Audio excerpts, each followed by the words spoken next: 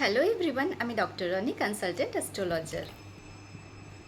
Navratri March 2025 start হচ্ছে 30th of March and 6th April হচ্ছে রামনবমী। চৈত্র নবরাত্রি বসন্তকালে পালন করা হয়ে থাকে।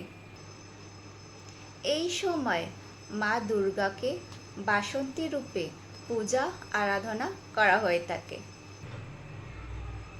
নবরাত্রির এই 9টি দিন খুবই পাওয়ারফুল আর ভীষণ ভালো একটা সময় হয়ে থাকে শক্তির উপাসনা আর মায়ের অসীম কৃপা পাওয়ার জন্য।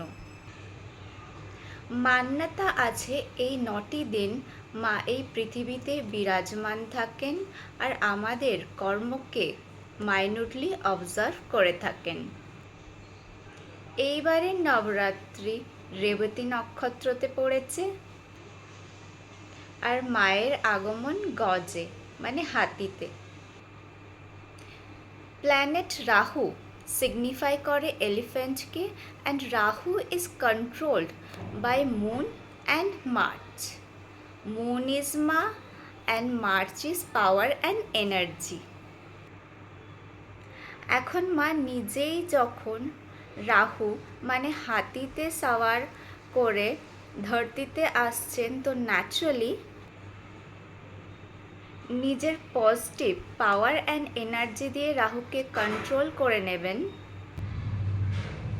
মায়ের কাছে তো আমাদের এটাই বিশ্বাস আর প্রার্থনা থাকবে। So no need to worry, নিশ্চিন্তে থাকো, শুধু ভালো কর্ম করে যাও।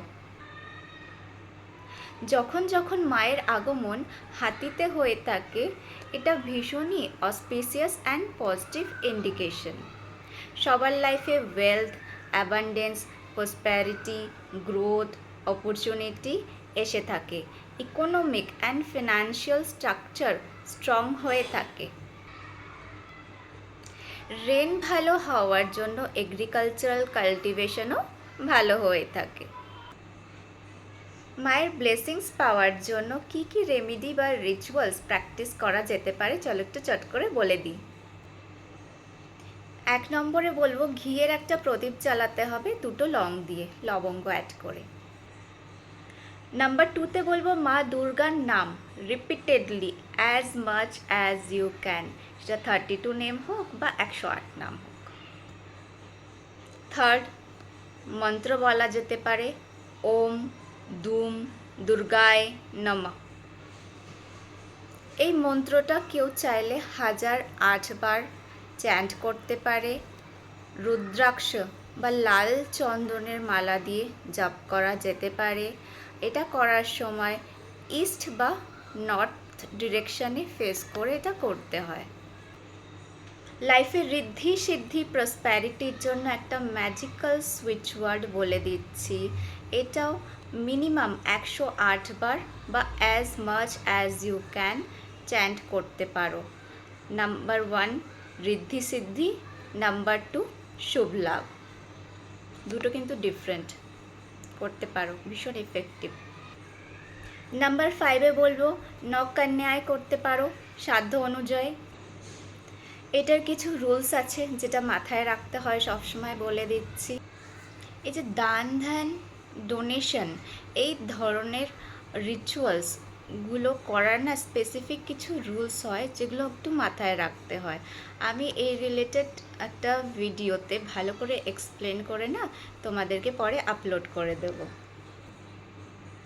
আশা করব ডোনেট করার প্রসেসটা তোমরা বুঝলে অনেকটা ইজি হবে, যে কখন কি ডোনেট করলে তার পজিটিভ এফেক্ট পাওয়া যায়। আবার ডোনেট করে যাচ্ছি, এটা করছি সেটা করছি, কিন্তু এফেক্ট পাচ্ছি না। এর পেছনে কি রুলস অ্যান্ড লজিক আছে সেগুলো আমি করে দেব। সবাইকে আমার তরফ থেকে নবরাত্রির অনেক অনেক শুভকামনায়। সবার লাইফে সাকসেস, গ্রোথ, প্রসপ্যারিটি আসুক, আর্নিং ফ্লো স্মুথ হোক।